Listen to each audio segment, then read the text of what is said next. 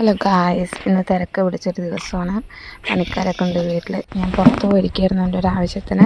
ഞാൻ വരുമ്പോൾ 2 മണി കഴിഞ്ഞു. വേഗം വന്ന് ഭക്ഷണം കഴിച്ചു. അപ്പോൾ അമ്മ പറഞ്ഞു പാല് വാങ്ങിയിട്ട് വരാം. പാല് വാങ്ങിച്ച് ചായ വെക്കണം പണിക്കാർക്ക്. അപ്പോൾ വേഗം പാൽക്കാരൻ വന്നുകൊണ്ടിരിക്കുന്നുണ്ട്. നമ്മൾ സൊസൈറ്റി പാലാണ് മേടിക്കാറുള്ളത്. അത് മാത്രമല്ല കേട്ടോ, അപ്പോൾ കടയിൽ പോകാൻ എനിക്ക് വയ്യ.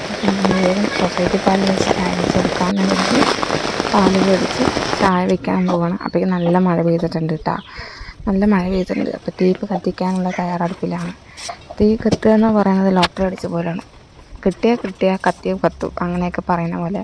ചിലപ്പോൾ നമ്മുടെ ഭാഗ്യമാണ്, ചിലപ്പോൾ നമ്മുടെ നിർഭാഗ്യമാണ്. അമ്മ അവരെ സഹായിക്കുന്നുണ്ട് കേട്ടോ. കാരണം നമ്മുടെ വീടല്ലേ, നമ്മൾ സഹായിച്ചാൽ പെട്ടെന്ന് പണി നടക്കുമല്ലോ. അപ്പോൾ അമ്മ അവരെ സഹായിക്കുന്നുണ്ട്. അപ്പം എന്നോട് എന്തൊക്കെയോ പറയുന്നുണ്ട്. അപ്പോൾ തീ കത്തിക്കുകയാണ്.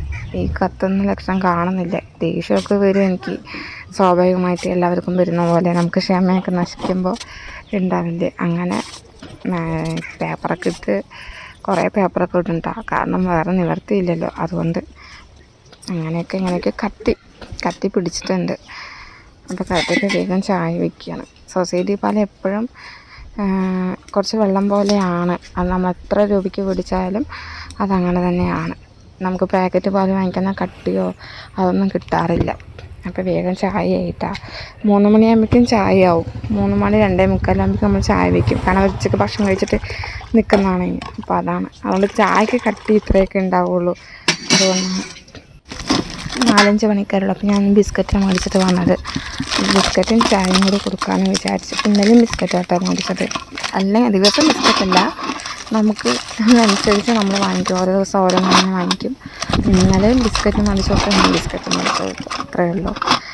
അങ്ങനെ ചായയും ബിസ്ക്കറ്റും കൂടി കൊടുത്തു വന്നു. അപ്പോൾ അവർ പണിക്കാരൊക്കെ പോയി ഞാൻ വേഗം പാത്രം കഴുകി വയ്ക്കണം, ചോറ് വെക്കണം, കറി വെക്കണം. അങ്ങനെ ചായ വെച്ച് അടുപ്പത്ത് തന്നെ ചോറിനുള്ള വെള്ളം വെക്കണമുണ്ട്. വേഗം അരിയിട്ട് കഴിഞ്ഞ് ചോറ് അടക്കണമെന്നാവും. പിന്നെ കറി വെക്കാനുള്ളത് നോക്കിയാൽ മതി. വേഗം പാത്രമൊക്കെ കഴുകി വയ്ക്കുകയാണ്. പണിക്കാർ പോയപ്പോൾ ചാക്കൊക്കെ തറയിൻ്റെ മേലെ ഇട്ടതാണ്. ചിലപ്പം മഴയത്ത് പോയാലോ. പാത്രം കഴുകി കഴിഞ്ഞാൽ പിന്നെ എൻ്റെ പണികളൊക്കെ കഴിഞ്ഞു. ഇതാണ് വീടിൻ്റെ കെട്ടിക്കൊണ്ടിരിക്കുന്ന ഭാഗം. തറ ഫിനിഷ് ചെയ്ത് തോന്നണം, എനിക്കങ്ങനെ തോന്നുന്നു വിചാരിക്കുന്നു. അപ്പോൾ വീഡിയോ എല്ലാവരും സപ്പോർട്ട് ചെയ്യുക, സബ്സ്ക്രൈബ് ചെയ്യുക, മാക്സിമം ലൈക്ക് ചെയ്യുക. അപ്പോൾ അത്രയുള്ള വീഡിയോ. ബൈ.